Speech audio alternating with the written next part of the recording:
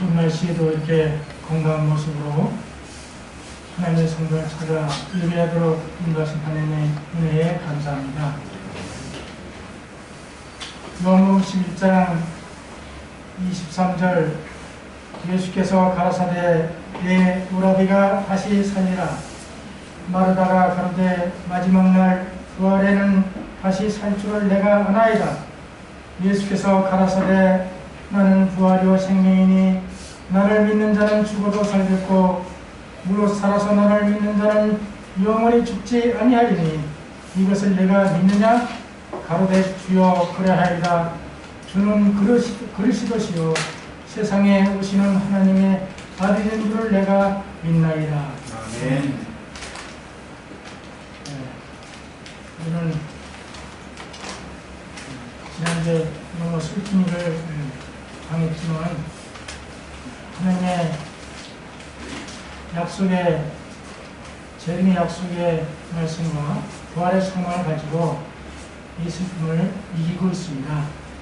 오늘 참석하신 이성 장로님과 또 자녀들에게 하나님의 약속의 말씀과 소망의 말씀을 통해서 위로받고 우리 모두가 위로받는 귀한 시간 되시길 간절히 바랍니다.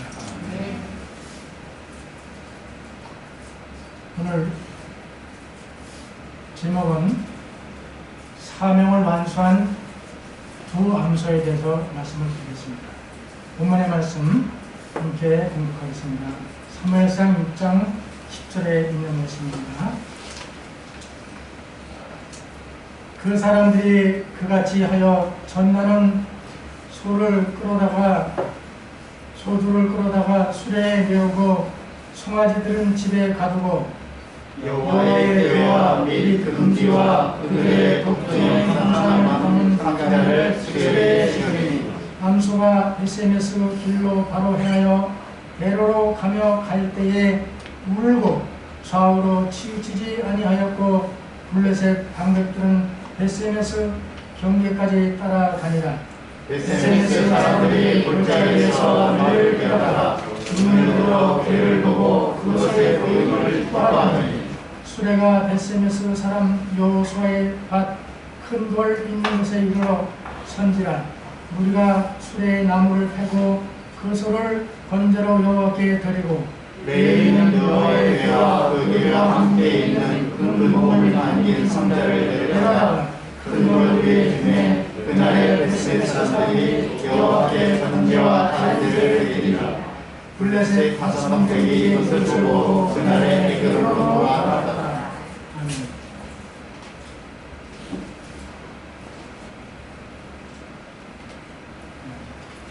오늘은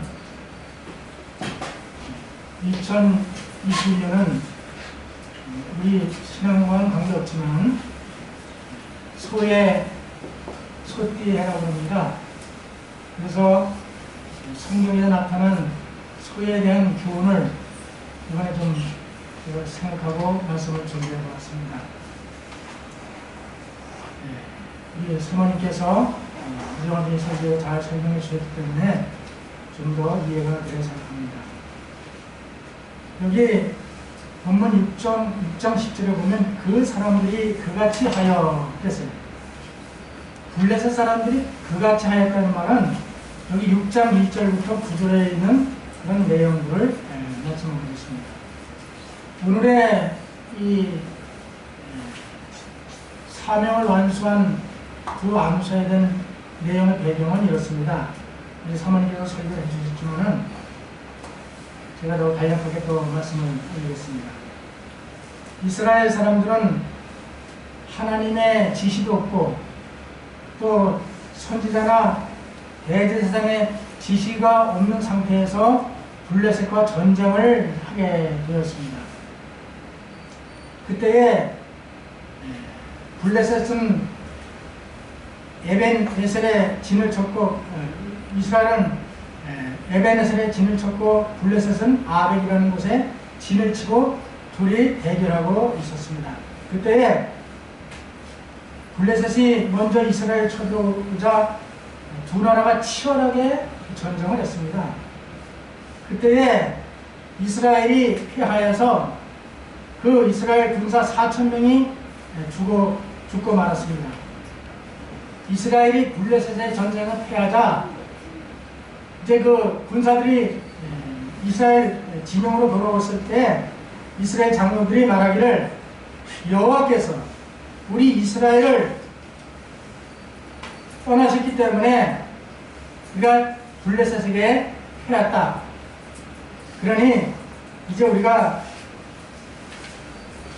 사람들을 보내서 그때 실로에 하나님의 언약궤가 있었기 때문에 실로로 사람들을 보내서 언약궤를 우리 전쟁터로 가져와서 그 언약궤의 힘으로 블레셋을 물리치다 이렇게 지휘를 했어요. 그래서 그 사람들을 보내가지고 실로에 있던 언약궤, 언약궤는 성소 어디에 들어있어요? 지성소. 지성소 안에 들어있는 그 지성소는 아무나 들어갈 수 없어요.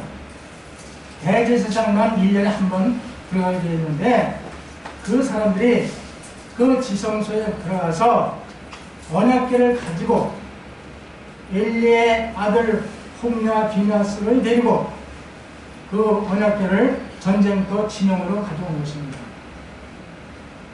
하나님께서는 대제사장을 통해서만이 지성소의 언약궤의 모든 그런 것을 지시할 수 있었지만 그것을 무시하고 언약궤를 가지고 전쟁터에 왔던 것입니다. 전쟁터에 들어올 때 이스라엘 백성들이 그 전쟁 진영에서 큰 환호성을 쳤습니다. 그때에 상대편 블레셋 사람들까지 다 들리게 된 거예요. 그래서 이 블레셋 사람들이 이제는 큰일 났구나. 애굽에서 나올 때에 그 애굽의 열정을 내렸던 그 능력 있는 신이 이 진영으로 왔으니 우리 블레셋은 이제 망했다. 그러니 블레셋 군사들에게 말하기를 너희가 정말 힘써 싸우라. 싸우지 않으면 너희가 이스라엘의 종이 될 것이다. 그래서 그 블레셋 사람들이 전쟁을 시작했습니다. 그때에 그 전쟁에 블레셋이 쳐들어왔을 때에 이스라엘 군사 3만 명이 죽었습니다. 그리고 하나님의 언약궤는 블레셋에게 빼앗겼고요. 또 실로에 있던 대제사장 엘리는 그 소식을 듣고 의자에 앉아있다가 뒤로 넘어져 목이 부러져 죽었고요. 그의 며느리는 비느하스의 아내 그 며느리는 임신하고 거의 출산할 때가 됐었는데 갑자기 산통이 오면서 아기를 낳고 죽어가면서 이렇게 말했습니다. 하나님의 영광이 이스라엘에서 떠났다 하고 그 아이 이름을 이가봇이라 이렇게 이름을 줬습니다. 하나님께서 명하지도 않으시고 지시지도 않았던 그런 블레셋 전쟁에서 이스라엘이 대패하고 하나님의 언약궤를 빼앗겼을 때에 그 시아버지도 죽었죠.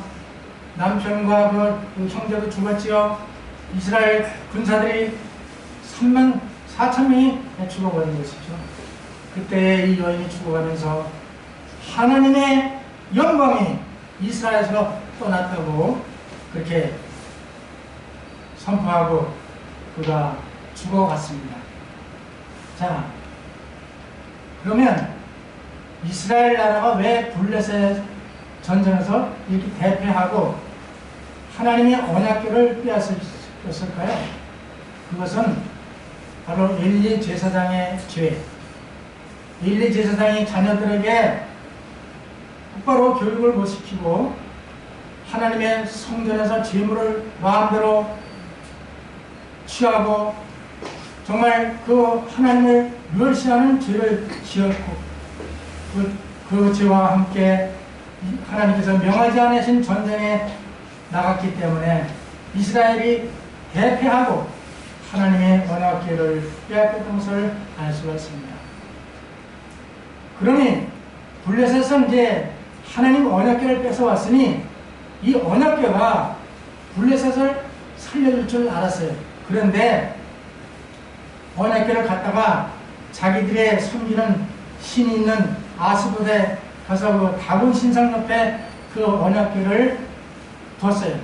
그런데 이 언약궤 둔 곳에 아침에 가보니 다곤의 얼굴이 여호와의 언약궤 앞에 땅에 닿았고 그 머리와 두 손목이 끊어져 문지방에 있었습니다. 이 아스돗 사람들이 자기들이 섬기던 신을 언약궤에 하나님께서 치신 거예요. 그랬더니 이 아스돗 사람들이 하나님의 언약궤를 그 이웃 가드로 데려가라고 이렇게 옮기라고 했습니다.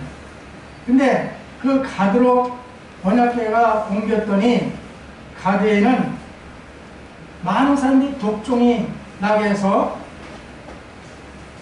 많은 사람들이 죽어가는 것입니다. 그때 또 이 가드 사람들은 이 하나님의 언약궤가 저주가 된 거예요. 큰 힘이 될 줄 알아요. 저주가 돼서 다시 에그론으로 옮겼습니다. 에그론으로 옮겼더니 그 지역에 가서도 언약궤 때문에 많은 사람들이 독종이 나고 많은 사람이 죽어가는 것이에요. 그래서 이 사람이 언약궤가 두려우니까 언약궤를 저 들에 갖다 놨어요. 들에 갖다 놓으니까 들쥐들이 난리가 나가지고 그 들쥐에 놀라가지고 사람들이 막 죽어가는 거예요.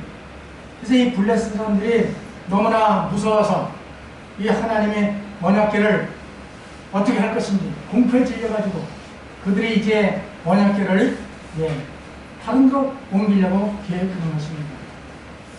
이 블레셋 사람들에게 하나님의 언약궤가 힘의 근원이 아니고 이제는 저주의 근원이 되었던 것입니다. 하나님께서는 이스라엘을 형벌하기 위해서 블레셋 사람들을 사용하셨고 또 블레셋 사람들을 형벌하시기 위해서 하나님의 언약궤를 사용하신 것입니다. 자, 이스라엘 백성들은 전쟁에서 하나님의 언약궤를 빼앗겼는데 그 언약궤를 찾으려고 노력도 하지 않고 그냥 무시하고 내버려 뒀던 것입니다. 그래서 언약궤가 블레셋 땅에 몇 개월 있었다고 했어요? 7개월이 있었습니다. 우리가 요새 보면 집에서 기르던 강아지가 집을 나가도 찾고 난리잖아요. 막 전단지를 붙이고 그 현상금을 내걸고 이렇게 찾는데 하나님의 거룩한 언약궤를 빼앗긴 이스라엘 백성들은 하나님의 언약궤에 대해서 관심이 없습니다. 하나님께서는 이제 그 언약궤를 통해서 그 블레셋 사람들과 이스라엘 백성들을 깨우치게 하시는 것입니다. 그래서 이제 블레셋 사람들이 두려운 마음으로 여호와의 언약궤를 이스라엘 땅으로 다시 돌려보내자고 계획을 한 거예요. 그때에 오늘 주신 말씀처럼 6장 10절 말씀처럼 그 사람들이 그같이 하여 이 내용은 사무엘상 6장 1절에 나옵니다. 여호와의 궤가 블레셋 사람의 지방에 있은 지 7달이 되니라. 블레셋 사람이 제사장들과 복술자들을 불러 이르되 우리가 여호와께를 어떻게 할꼬 그것을 어떻게 본처로 보낼 것을 우리에게 가르치라. 그들이 가로되 이스라엘 신의 궤를 보내려거든 거저 보내지 말고 그 속에 그에게 속건제를 드려야 할지니라. 그리하면 병도 낫고 그 손을 너에게 옮기지 아니하는 연고로 알리라. 그들이 가로되 무엇으로 그들에게 드릴 속건제를 삼을꼬 가로되 블레셋 사람의 방백의 수예대로 금독정 5 금지 5 이렇게 만들어서 하나님의 언약궤와 함께 이스라엘 땅으로 돌려보내자고 제안을 했습니다.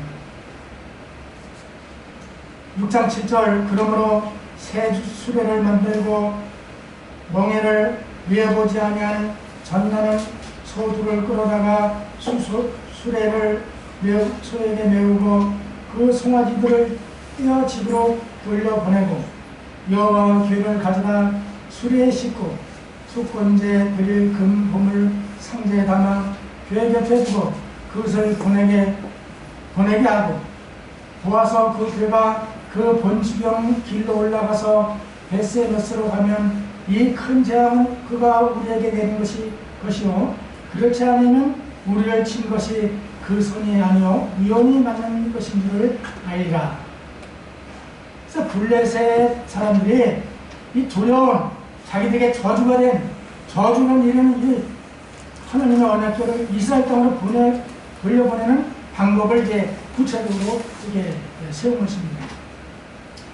자, 오늘 본문의 말씀 6장 10절입니다. 그 사람들이 그같이 하여 전나는 소 둘을 끌어다가 수레를 메우고 송아지들을 집에 가두고. 첫째, 블레셋 사람들은 두 암소를 선택해서 그 소에게 멍에를 메웠습니다. 멍에를 메웠다는 얘기는 사명을 지웠다는 얘기예요. 다시 말하면 멍에를 냈다는 것은 사명에 순종한다는 의미를 가지고 있습니다. 그리고 농촌에서 기르는 가축 중에 가장 소중한 가축이 있다고 하면 저는 소라고 생각합니다. 소는 힘과 재산의 상징이기도 하지만 소는 성격이 온순하기 때문에 주어진 일에 성실하고 충직하고 주인에게 항상 참으로 충성을 다하는 그런 가축입니다. 소는 등에 짐을 얹어 싣고 다녔었어요. 제가 어려서 시골에. 그 다음에 소는 멍에를 메고 수레를 끌고 또 멍에를 메고 먼 밭을 갈아서 농사일을 돕고 있는 것입니다. 그래서 제가 어려서 시골에서는 소에게 지금은 거의 농기구가 일을 거의 다 하잖아요. 근데 이제 그때는 소로 일하던 소에게 설날이 되면 만두를 이렇게 갖다가 소에게 먹였어요. 그리고 보름이 되면 또 나물과 이런 밥을 해서 소에게 먹었어요. 그런 풍습이 있었습니다. 왜 그런가 하면 이 설날 만두국을 먹고 또 이런 오곡밥을 먹고 열심히 1년 동안 일해달라고 하는 주인의 그런 소망이 있었던 것을 기억합니다. 자, 그러면 여기 왜 하나님께서 이 언약궤를 빼앗기게 하셨을까요? 그것을 통해서 이스라엘을 다시 한번 하나님께 돌아오게 하시는 목적이 있었던 것입니다. 여기 두 암소 새끼를 막 갓난 전나는 암소를 선택해라 했어요. 그리고 멍에를 새 수레를 만들고 이 소는 멍에를 한 번도 메어보지 않은 소를 선택해서 멍에를 메게 하라고 했습니다.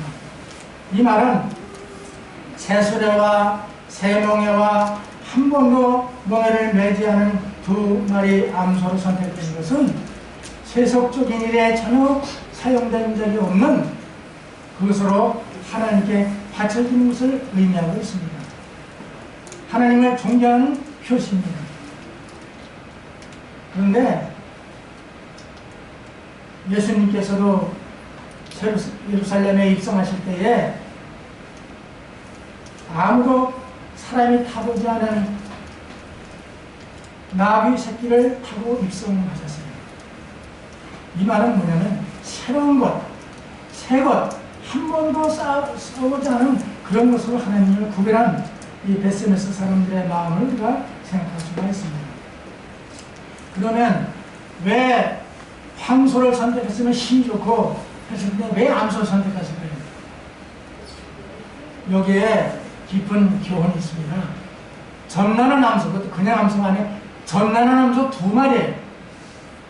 그 말은 뭐냐면 전나는 젖먹이 새끼가 있는 암소의 본능을 이용해서 하나님을 시험하려고 했던 것입니다. 그래서 이 블레셋 사람들이 송아지는 띄워놓고 가두고 암소 2마리에 멍에를 매서 이스라엘 땅으로 법궤를 보내기로 계획을 했습니다. 그때 암소가 웃으면서 갔나요? 울며 왔습니다. 왜 울었을까요? 암소들이 자기의 새끼를 떼어놓고 가야 되는 운명, 또 아니면 가서는 다시 돌아올 수 없는 그런 자기의 처지를 알았는지 모르겠습니다. 어쨌든 암소는 울면서 길을 떠나게 되는 것입니다. 2011년 부자에게 한참 전국으로 번졌을 때에 저희 고향 강원도 행성에서는 그 부자에게 걸린 소들을 살처분하는 그런 일들이 있어서 뉴스에 나왔었습니다. 이 살처분하기 전에, 한우들을 살처분하기 전에 근육 이완제를 주면 10초 내지 한 30초 견디다가 소가 쓰러져 버리면 그 다음에 땅에다 묻는 거예요. 근데 그날 살처분하기 전에 어미소에게 이완제를 줬는데 젖먹이 새끼가 그 옆에 있다가 어미가 죽을 줄도 모르면서 어미에게 와서 젖을 달라고 합니다. 그래서 어미가 그 비틀비틀하면서 참으면서 젖을 다 먹인 다음에 어미가 그저 턱 쓰러져 죽고 말았습니다. 그때 어미가 눈물을 툭 흘리는 제가 영상을 보았습니다.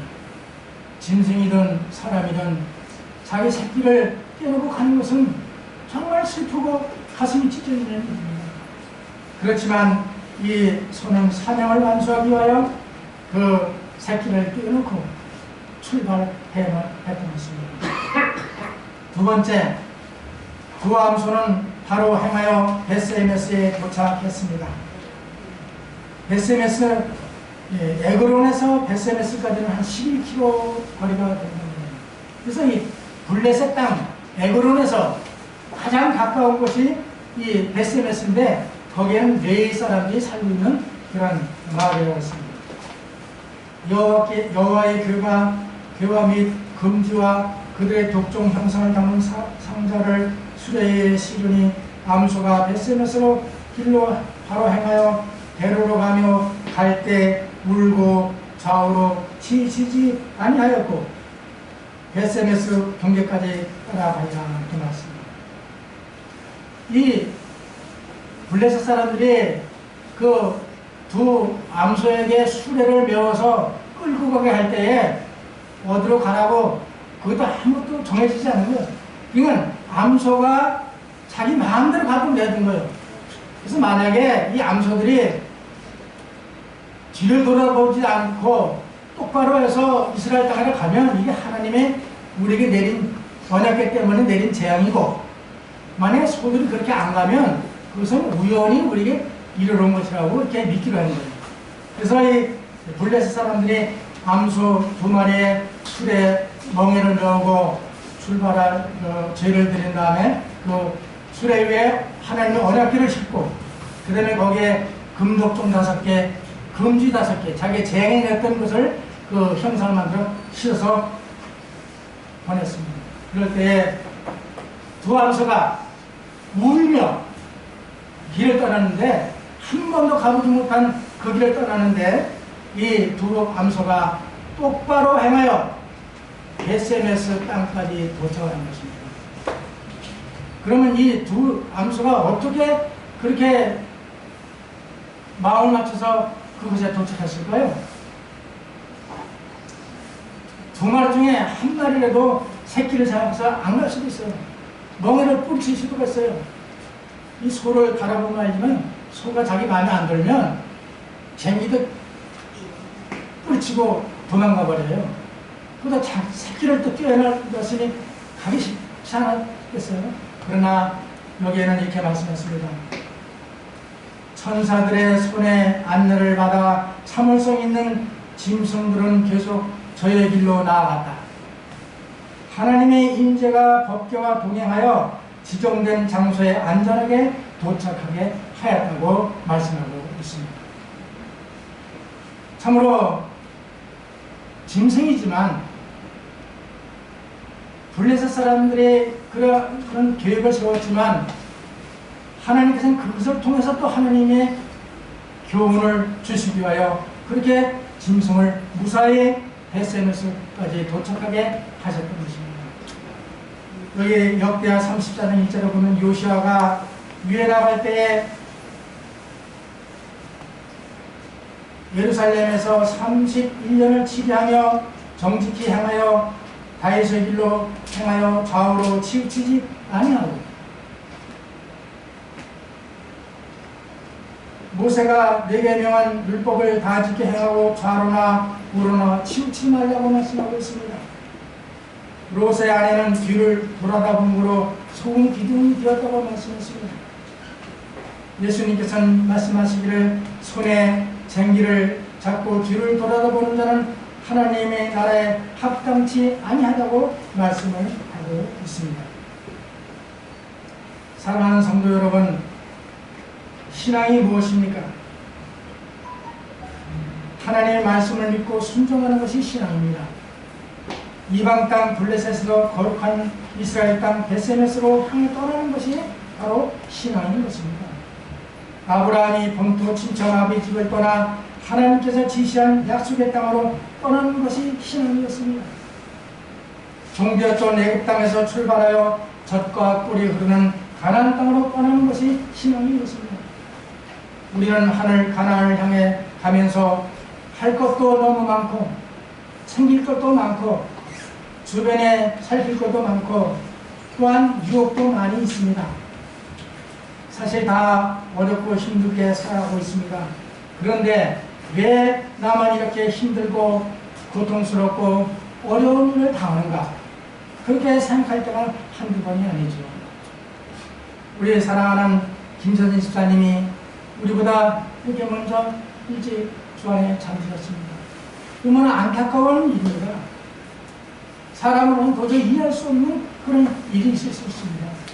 그러나 그 속에는 하나님의 특별하신 섭리가 있다는 것을 꼭 잊지 마실 간절히 바랍니다. 네. 우리는 이러한 주변을 살필 겨를이 없습니다. 뒤를 돌아다 볼 겨를이 없습니다. 똑바로 베세메스를 향하여 떠나간 그 울며 가는 두 마리 암소를 생각해 보실 간절히 바랍니다. 하나님 믿는 것은 하나님 우리가 어떤 어려움이 있을 때도 그것을 극복하고 믿음으로 나가는 것이 신앙인 것입니다. 오늘 이 말씀을 통해서 우리 모두가 위로받으시고 소망을 하늘에 두시길 간절히 바랍니다. 아멘. 마지막으로 세 번째, 두 암소는 하나님께 번제로 드려졌습니다. 어떻게 보면 이스라엘 사람들이 그 베세메스까지 온 그 두 암소를 잘 여물을 먹여가지고 새끼가 있는 블레셋으로 돌려보내는 것이 그것이 마땅하다고 생각하죠, 우리가. 그런데 그렇게 하지 않고 그 수레를 부시고 두 암소를 잡아서 하나님께 번제로 드린 것입니다. 우리 예수님은 이 땅에 오셔서 우리를 위해서 구속사역을 이루기 위해 모든 고통을 겪으시고 다 이루었다 하면서 십자가에서 번제로 드려진 것입니다. 희생된 것입니다. 여기 베세메스의 두 암소는 수레를 하나님의 언약궤를 베세메스까지만 운반하는 것이 그의 사명이 아니고 그 사명을 이루기 위해서는 자기 자신을 하나님께 번제로 드려지고 그것이 바로 사명을 완수하는 그런 마지막 일이었던 것을 말씀하고 있습니다. 두 암소는 사랑하는 새끼를 다시는 만나보지 못하고 여호와께 번제로 드려졌습니다. 두 암소가 하나님께 번제로 드려져야만 그의 사명이 끝나는 것이었습니다. 심야 요한은 사명을 마치고 순교했고, 베드로와 사도 바울은 사명을 마친 후에 로마에서 순교했습니다. 사명이란 단어 속에는 목숨을 바친다는 의미가 포함되어 있습니다. 신랑의 사명은 신부를 맞이하는 것입니다. 군인의 사명은 나라를 지키는 것입니다. 의사의 사명은 환자를 치료하는 것입니다. 예수님의 사명은 잃어버린 자를 찾아 구원하는 것입니다. 두 암소의 사명은 여호와의 언약궤를 끌고 이스라엘 땅 베세메스까지 옮기는 것이었습니다. 우리 교회의 사명은 천국 복음을 온 세상에 전파하는 것입니다. 두 암소는 젖먹이 새끼를 띄워놓고 울며 기꺼이 멍에를 메었습니다. 두 암소는 블레셋에서 여호와의 언약궤를 실은 수레를 끌고 좌우로 치우치지 아니하고 이스라엘 땅 베세메스로 곧장 출발해서 도착을 했습니다.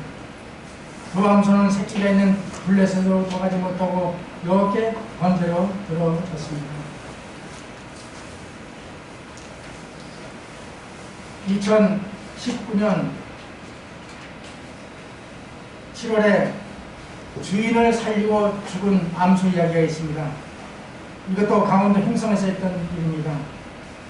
한 축사에서 불이 났습니다. 불이 나서 그 축사가 주인집하고 좀 100m 정도 떨어져 있기 때문에 불이 나가지고 그 축사 막 타고 불이 났을 때 4살 된 암소 한 마리가 급히 뛰어서 주인집 도착을 해가지고 주인집 마루를 머리로 막 들여받은 거예요. 그래서 소리가 나니까 주인이 나와보니까 암소가 와서 그걸 들어가는 거예요. 그래서 쫓아가 보니까 축사에 불이 나가지고 거기에 새끼들과 8마리의 송아지가 있었는데 그 불을 다 끄고 집에 와보니까 그 암소가 죽고 말았어요. 이 주인이 그 새끼들을 다 팔았는데 다시 돈을 돌려주고 새끼들을 팔지 않겠다고 그래요. 그래서 그 새끼들을 길렀다는 이야기가 있습니다. 주인을 살린 암소. 우리는 어떻습니까? 저와 우리는 다시 한번 깊이 생각해볼 귀한 시간입니다. 이사야 1장 3절 소는 그 임자를 알고 나귀는 그 주인의 구유를 알고만 이스라엘은 알지 못하고 나의 백성은 깨닫지 못하는가 하셨습니다. 이 미물인 소도 주인을 위해서 목숨을 바친 이런 일들이 있지 않습니까? 우리는 베세메스에 간 두 암소의 그 사명에 순종한 그 순종을 오늘 우리 모두가 배우시길 간절히 바랍니다. 아멘. 그리고 좌우로 치우치지 아니하고 오직 정로로만 갈 수 있는 그런 신앙이 되시길 간절히 바랍니다. 그리고 마지막 때는 우리에게 그 두 암소가 하나님께 번제로 드렸던 것처럼 우리가 하나님 앞에 1년 동안 주어지신 이 사명, 각자의 주어진 사명을 잘 감당하고 끝내는 거룩한 산자로 제사로 드려지는 우리 모두가 되시길 간절히 바랍니다. 아멘. 예수님께서는 우리를 위해서 그렇게 사셨습니다. 우리 김재선 집사님의 장례를 치르면서 제가 개인적으로 생각한 것은 김재선 집사님은 자기의 몸을 다 바쳐서 가족을 위해서, 남편을 위해서, 자녀들을 위해서 돌아갈 기회가 없이 본인이 질병이 걸리는 것조차도 모르면서 가정을 위해서 헌신했습니다. 가지고 있는 모든 것을 가족들을 위하고 하나님의 사업을 위해서 그분이 드리고 주 안에 잠수했다고 생각합니다. 이 오늘 하나님의 사명을 완수한 2마리 암소와 같이 우리도 그러한 헌신적인 삶을 살아가는 우리 모두가 되시고 또 먼저 가신 김재선 집사님의 그 아름다운 품성과 신앙을 본받아 우리가 더 진실하게 하나님을 믿고 우리 예수님이 재림하실 때에 생명의 부활로 다시 만날 수 있는 그때를 생각하며 우리 모두가 위로받으시고 2022년을 힘차게 살아가는 저와 우리 모든 신학의 성도들께 간절히 바라면서 말씀을 마치겠습니다. 아멘. 기도하겠습니다.